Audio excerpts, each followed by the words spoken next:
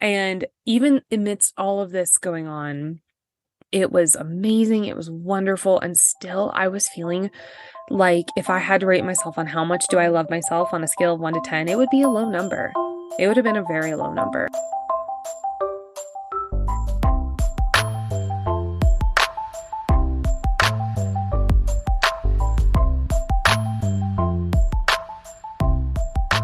What is up, sweet, beautiful friends, and Happy New Year once again.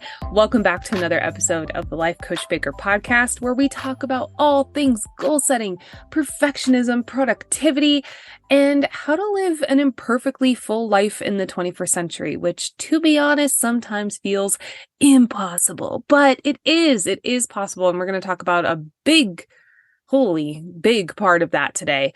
I am your host now and always, Nicole Baker, and hello from my closet. If you're watching on YouTube, congratulations, you get a very glamorous photo of my blanket with my boxes in my closet, because right now we are in a sound battle against the gods of echo.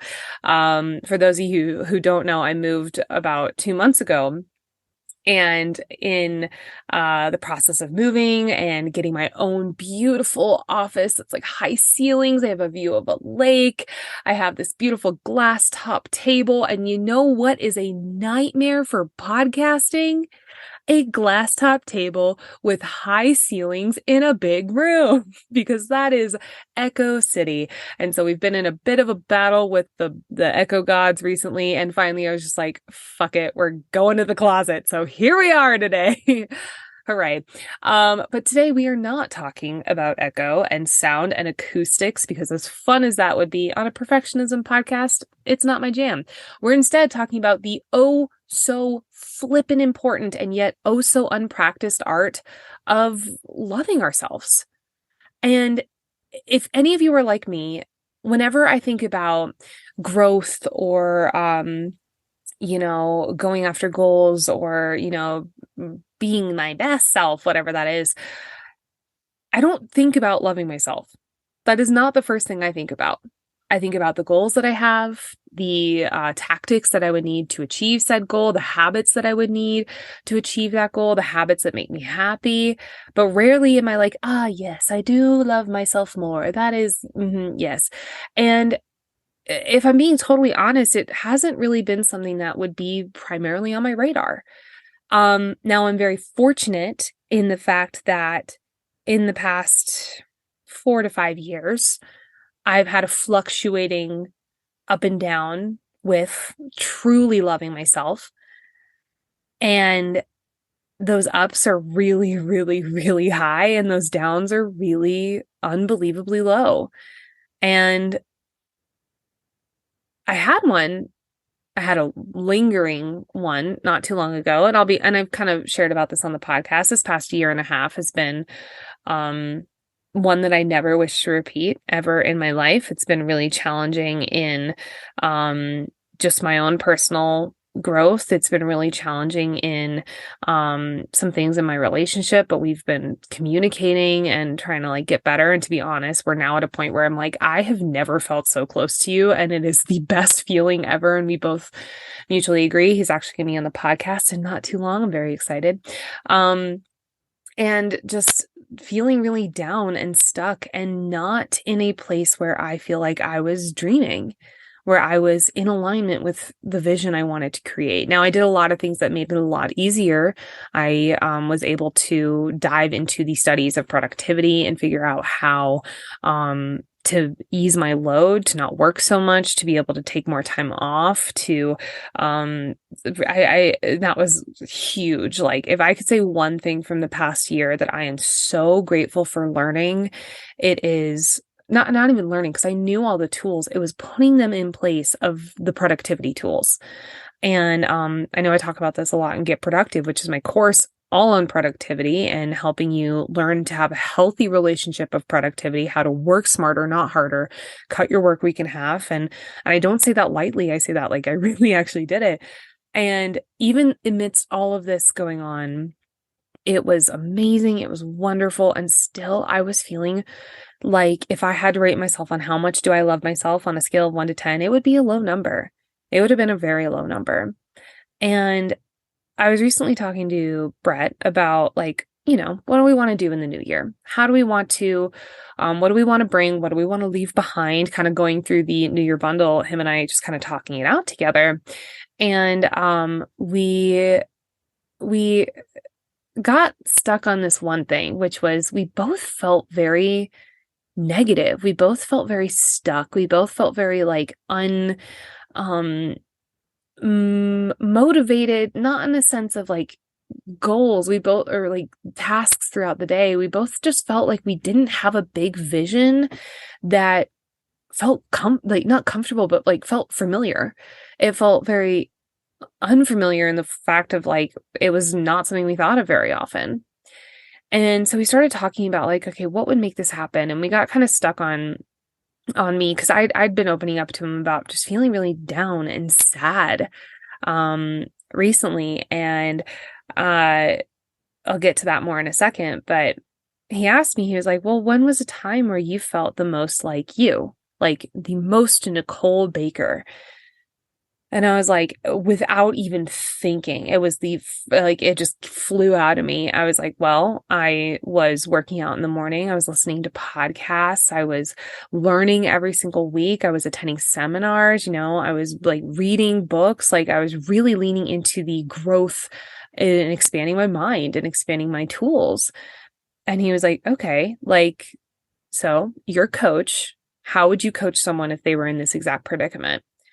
And my mind immediately went to something called keystone habits, which keystone habits are a habit building technique, which if you want to learn more about it, it's all in the book called The Power of Habit.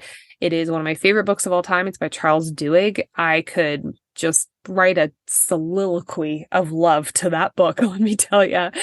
And I started thinking about, okay, keystone habits. So keystone habits are this habit tool that says basically, if my goal is to, if my habit is to work out in the morning, then there's a set of chain reactions that it sets off. Basically, it's almost like the domino effect. If I push over that first domino, the rest are just going to fall naturally.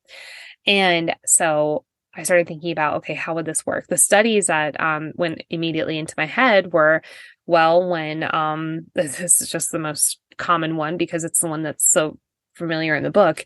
When people work out first thing in the morning, they throughout the day chose more water over like a soda or something else or sugary. They would choose healthier foods that made them feel better. They would use their credit card less. I mean, things that aren't even related to health, they would do that.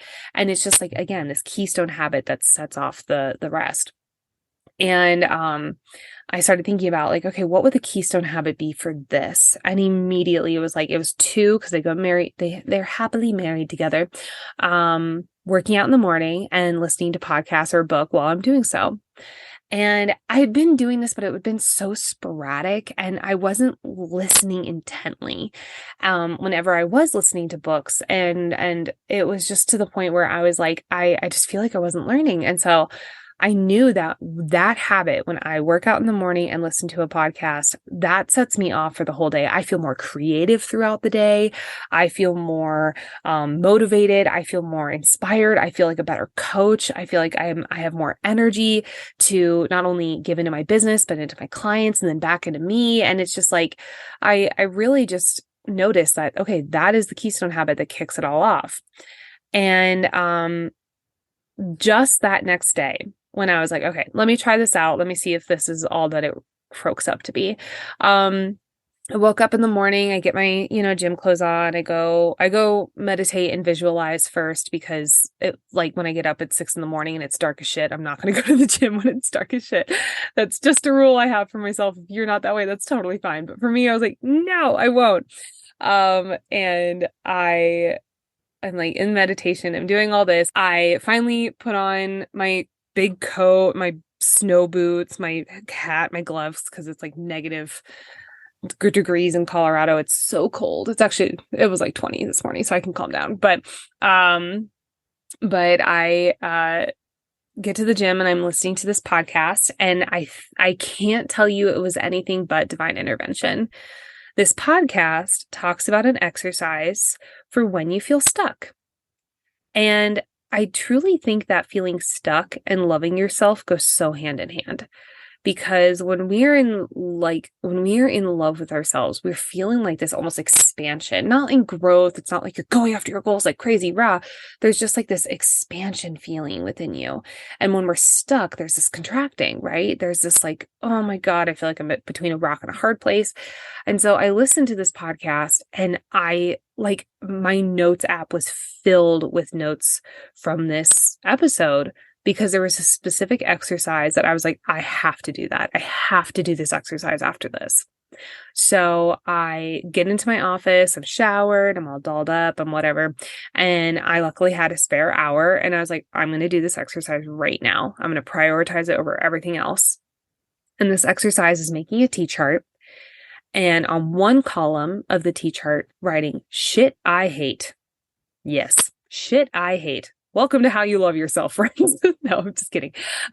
Shit I hate. And on the other side, it's things I love. And you go down the list of both of them one at a time and write out, okay, what is all the shit I hate in my life right now? What do I feel so angry about? And I wrote for 8 fucking pages. Just shit I hate over and over and over and over and over again. And most of it, what I realized is I was bottling it up.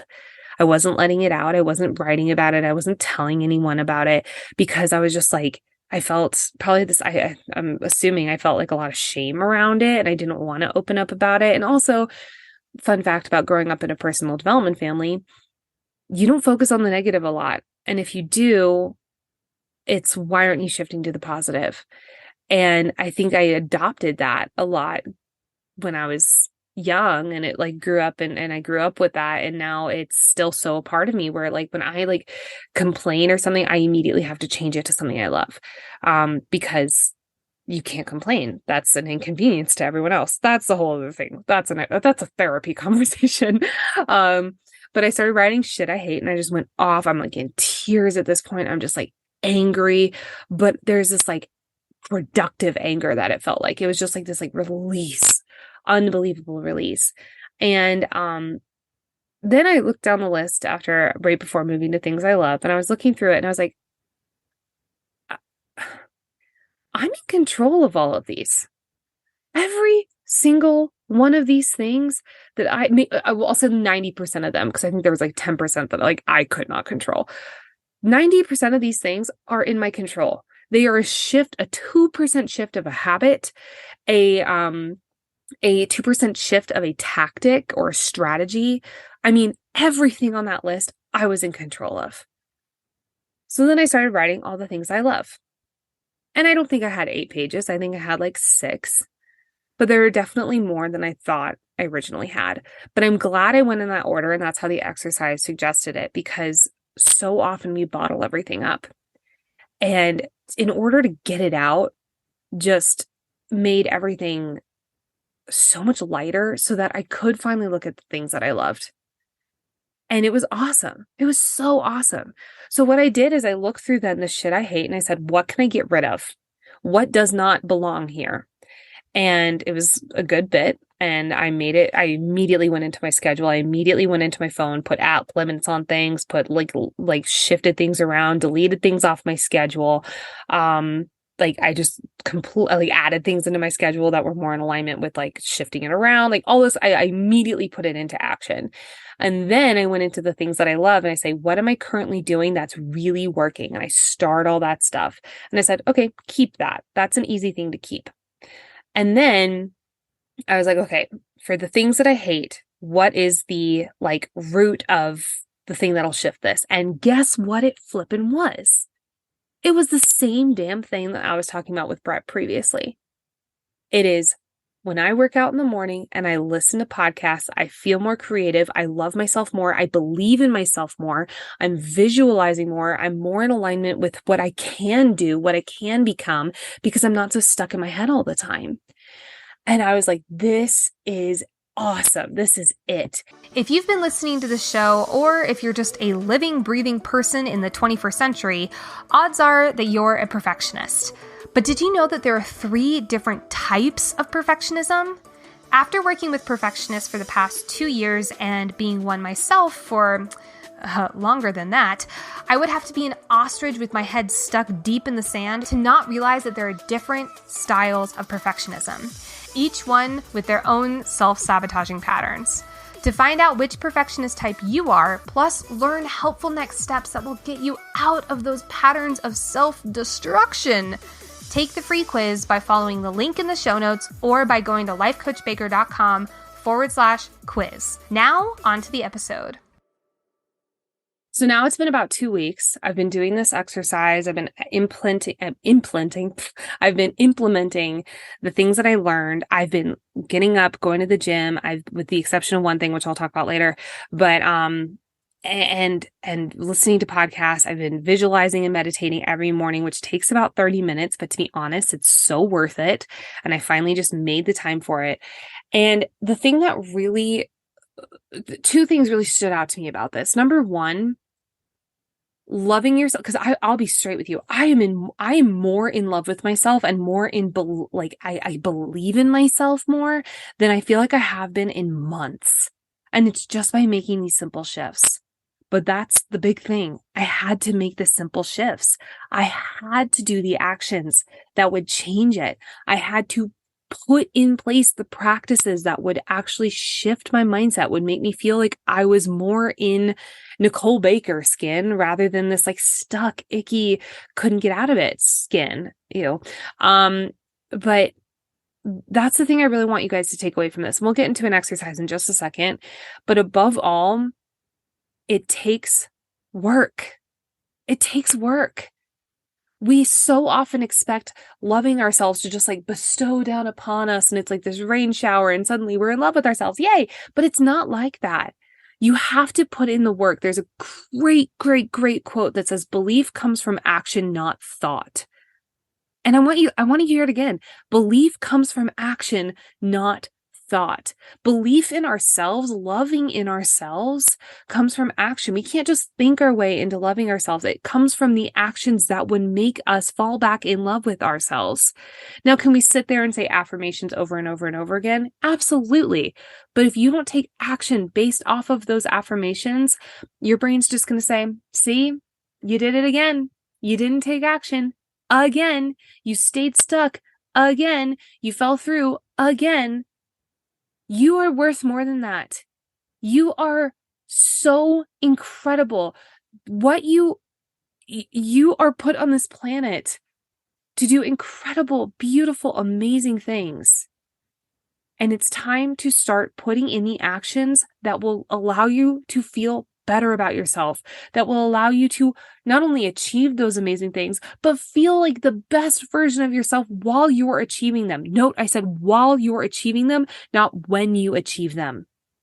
Those are 2 very different sentences.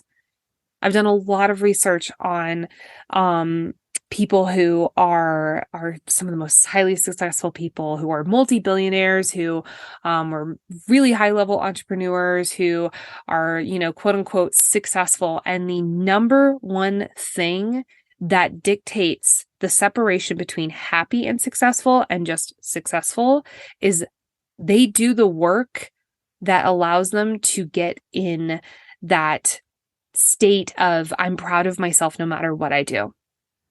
That means, gratitude, visualization, meditation, taking care of their body, and whatever else works for them. For me, it is listening to things that get me out of my own head.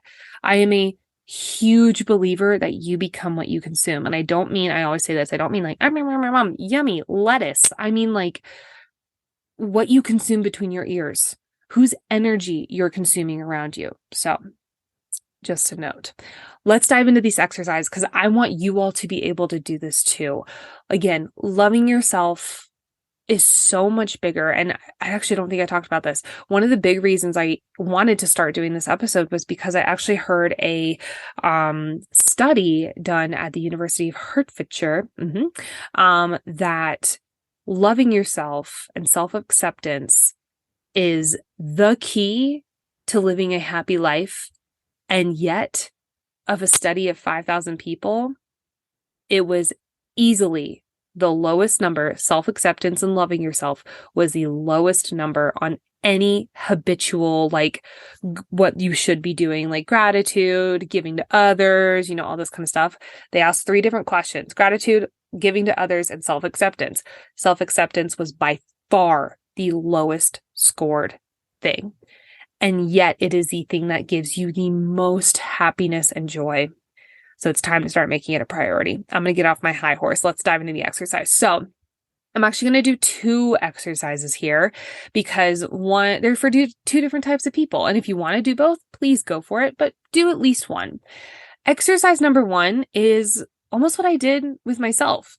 I want you to think about a time in your life where you felt truly like you, alive, joyful, where it was just like easy. It felt like breathing to just be you, to be in your own skin. What were some of your habits at the time? What were some circumstances that were happening both inside and outside of you? So for instance, I know a lot of actors listen to the show. If you were in a show at that time, and that's one of the things that made you feel the most like you, write it down. Were there any habits? Were you drinking a lot of water? Were you practicing gratitude every day? Who were you hanging out with? Who were you hanging out with at the time? We become who we surround ourselves with. I think the exact equation, quote unquote, is you become the 5 people you hang out with the most. You are an exact median of the 5 people you hang out with the most.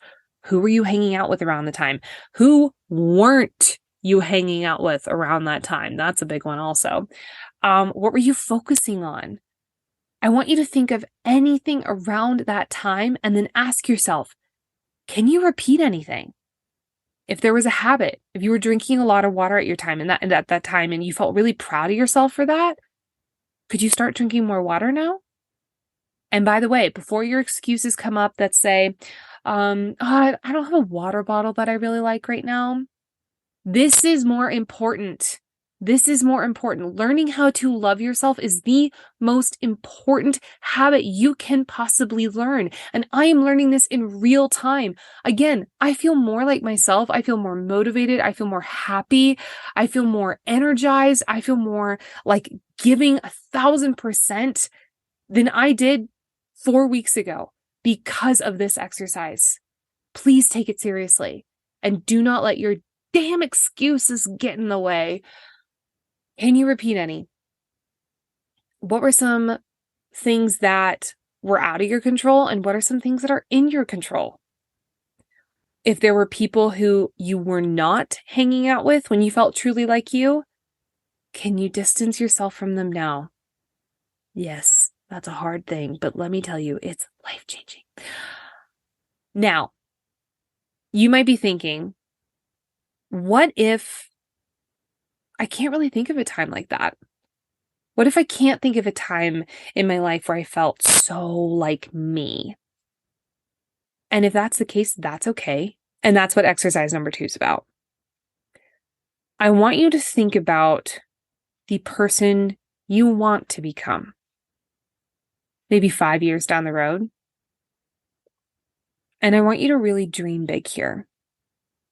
And if you try to shrink it, or if your limiting beliefs are like, no, you can't do that, tell them, thank you so much. I'm allowing myself to dream a little here.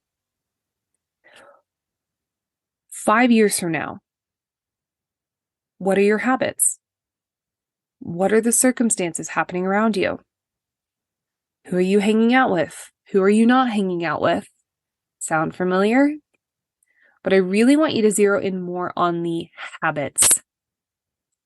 Because let me tell you, the habits that they have, you can start those now, and I guarantee you those will bring you the circumstances that they have.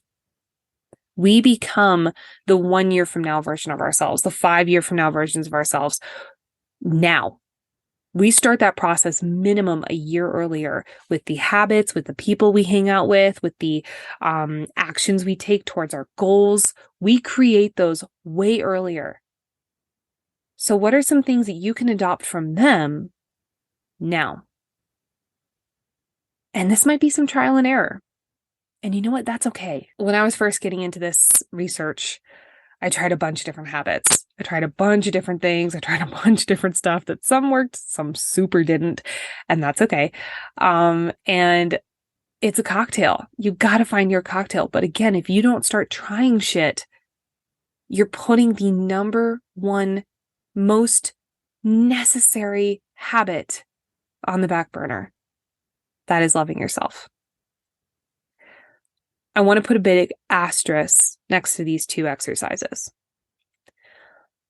I also want you to think about what are some things currently in your life that are setting you off to not love yourself. I'm going to say that again. What are some things that are setting you off to not love yourself?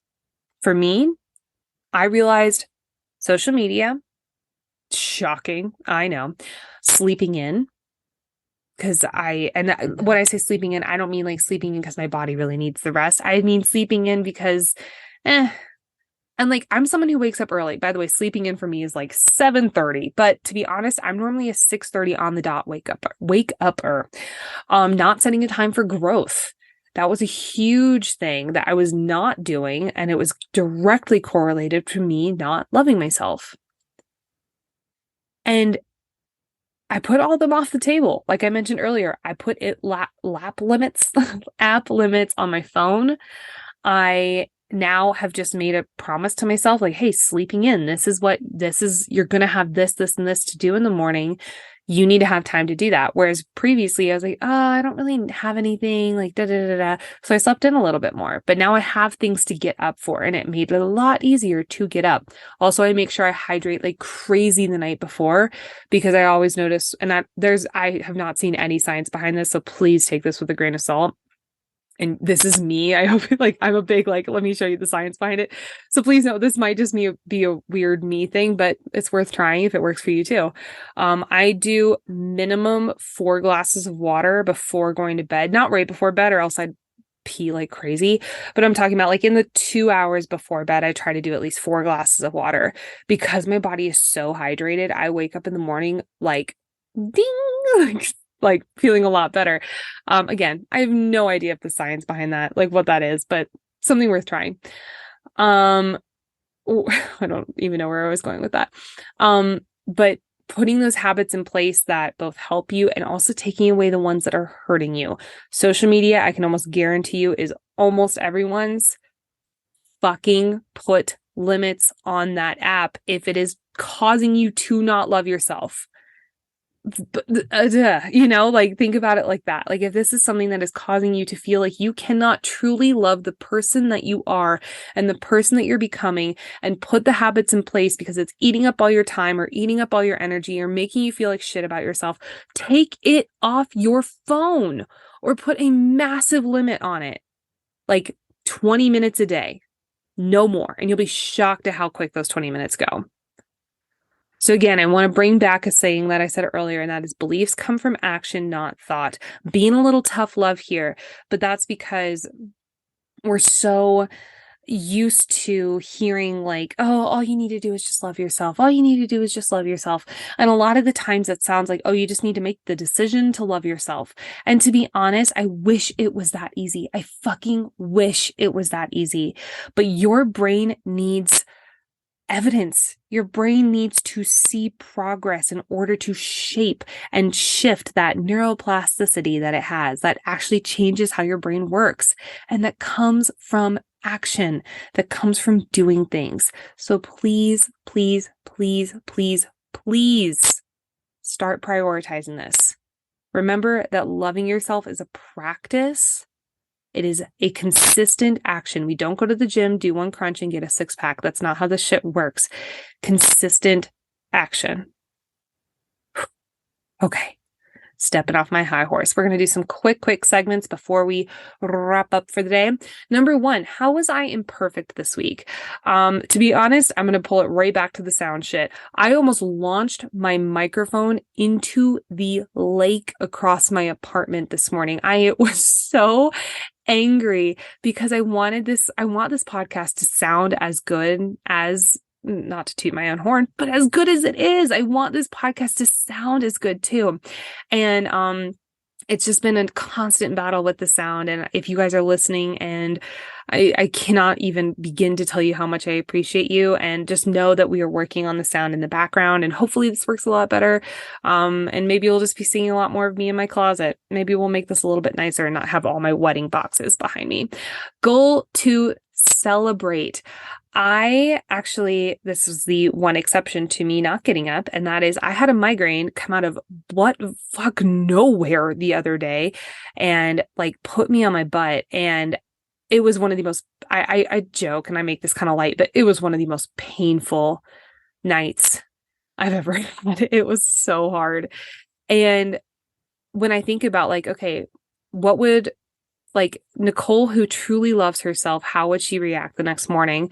And I felt like hungover, but there was this little part of me of like, you've made this promise to yourself. You should get up and you should go, do your morning routine. You should go work out. You should work out twice as hard today because you're feeling sluggish. And I had to finally say to myself, I am someone who prioritizes health and rest. And if I am prioritizing health and rest, this is the most productive thing I can do right now. Laying in bed until I think it was like 10 o'clock when I finally got up. And it was delightful. Were there certain moments where I had those like, oh God, yeah, of course. But I'm rewriting my brain. So of course I'm going to have those. And I just immediately said, okay, thank you very much, brain. That is something I'm no longer subscribing to. I'm choosing to shower myself with love this morning. And that means taking some time to rest and feel better. Luckily, it was a short migraine. It was just short, but powerful. I know some people have some that like last 72 hours. I'm so sorry. That blows. I cannot even tell you. It was rough. I'll be straight. It was a rough one, but luckily it went away over the night.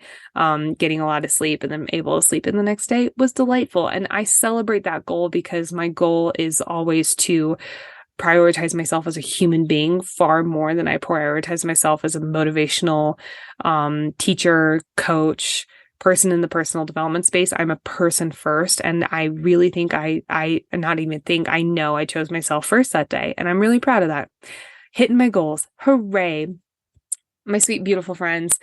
Thank you for listening today. Please do not forget to go take the free quiz. If you go to lifecoachbaker.com/quiz, you can take the what type of perfectionist are you and join the 3,000 other people who have already figured out what their perfectionist type are. You can also rate and review the show both on iTunes and Spotify, which is our highest listened to platforms. Hooray! By the way, 15%, top 15% on Spotify. Ayo, proud. So if you guys could please rate and review the show, and rate and review every show you listen to, because to be honest, it is so helpful for any podcasters you listen to. And of course, the show would be impossible to do without the most amazing Ariel Villafane. She is the podcast producer, the editor. She is my heart and soul. Thank you for everything you do. Sweet friends, until next time, I will see you later. I'm going to get out of this closet now. Bye.